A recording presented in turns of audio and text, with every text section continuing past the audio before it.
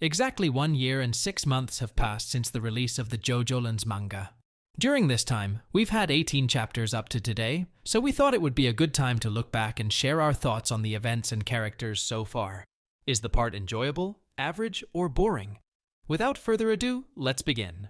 Let's first take a look at the story, which is also a good chance to summarize the events. The chapters are monthly, and naturally, a casual reader who doesn't pay attention to details might forget some events. So, Judeo Joestar, the protagonist of Part 9, has an older brother, and they have taken care of each other since they were young. After their parents separated due to the school-related problems we saw in Judeo's past, the two children turned to crime to secure their status and protect their mother, who was the sole breadwinner of the family. All this was made possible thanks to their school principal, Meryl May, who looked after the two children in exchange for them selling drugs for her. As the duo grew older and established solid trust with their boss, she entrusted them with a secret mission to search for a valuable diamond, owned by a famous Japanese person who had come on vacation to Hawaii.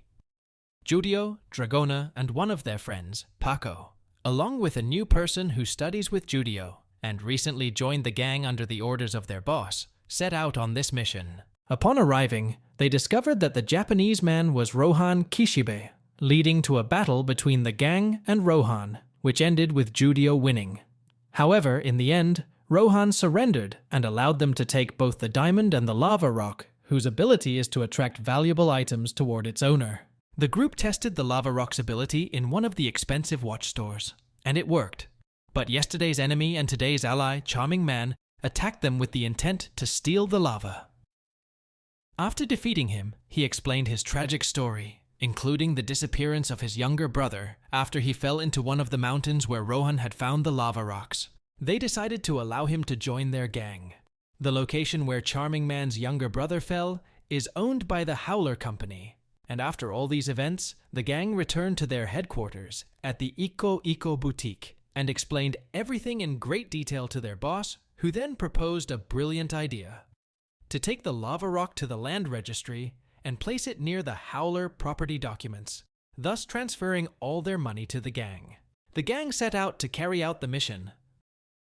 But due to Usagi, who attracted attention, and also due to an automatic ability of one of the stands belonging to Howler's agents, they were able to detect something unusual about the gang's visit to the land registry. The automatic stand we mentioned belongs to Lulu, a young agent working with her partner, Bobby Jean, who were in charge of investigating the gang's visit to the land registry. Anyway, her stand had infected Usagi and the gang, but they managed to get rid of it and heal themselves. However, the damage caused by the stand's cancer to Usagi was severe, so they had to take him to the nearest hospital for an MRI scan to examine his body. This way, they could track the stand and defeat it. At the same time, the president of the Howler had just landed from his private plane, only to be surprised by a visit from one of the Dolphin Bank employees, who had come personally to meet the president. They informed him that he had to repay a debt of $38 billion. All this is happening because Congressman White had signed a document allowing the state to seize Howler land, a property of the Howler company. Of course, we know that he wasn't the one signing it directly, but the gang did after seeing Mr. White at the hospital, as you remember. And all of this is a result of the lava rock, which creates these coincidences to ensure the wealth ends up in the hands of its owner.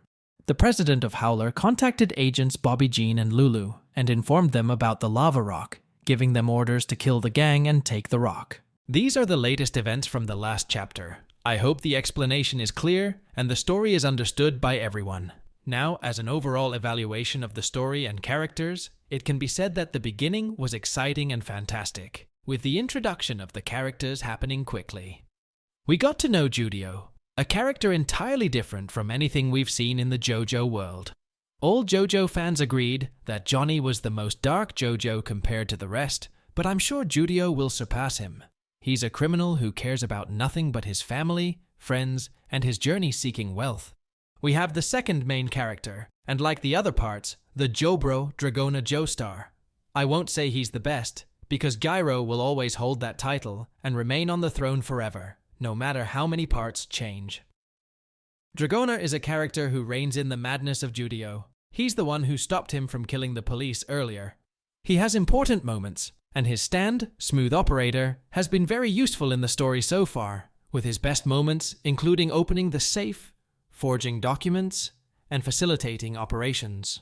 Speaking of useful stands, we can't forget the bird stand, Mati Kudase, which helps the group more than its owner. Perhaps it's the most useful stand for the gang so far, but its owner, Usagi, is mentally unstable, and his actions are unpredictable. I'd say he's an okay character. Then we have Paco, the mature and adult figure who makes decisions quickly and is very useful in battles.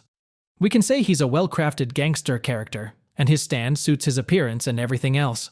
I think he's a good and useful character. Lastly, Charming Man. Honestly, it's too early to judge him since he hasn't shown much yet and is newly introduced to the events. Returning to the story, in my opinion, Araki is building it very well, and the close bond forming between the gang's characters is creatively done. Judio and Paco make a great duo, and Usagi and Dragona are almost on the same level. What currently weakens the flow of events is that we don't know much about Usagi and Paco so far, just a few superficial details. We hope to see a flashback for the two in the future and the main reason they chose the path of crime. Finally, the enemies Bobby Jean and Lulu make a great duo so far. They have funny moments, almost like a father and daughter on a stroll rather than performing missions. Honestly, we haven't seen many enemies so far, so it's hard to delve into this point, but Araki is following almost the same path as Part 3. If you remember, Jotaro's early battles often turned into friendships after defeating the enemy, like Polnareff and Kakyoin as examples. This part will likely focus more on political matters. From my point of view, Araki rushed Part 5 with Giorno, and we didn't see much of the Italian mafia, political corruption, and the connections between politicians and the Italian mafia. Things that belong to the crime world. So, I expect he'll focus more on these things, and it's likely that other companies and political figures will also intervene. And with that, everyone, we conclude the overall look at everything Araki has presented to us in the JoJoLands part. If you want a rating, I'd give it a 7 out of 10. The events are neither too fast nor too slow, but at a good pace. We experienced the diamond heist with Jodio, followed by the lava rock events, and now we're watching the gang's dealings with the Howler company. Let's see what the near future holds. Thank you all for watching, and stay tuned for upcoming videos about JoJoLands. Bye bye.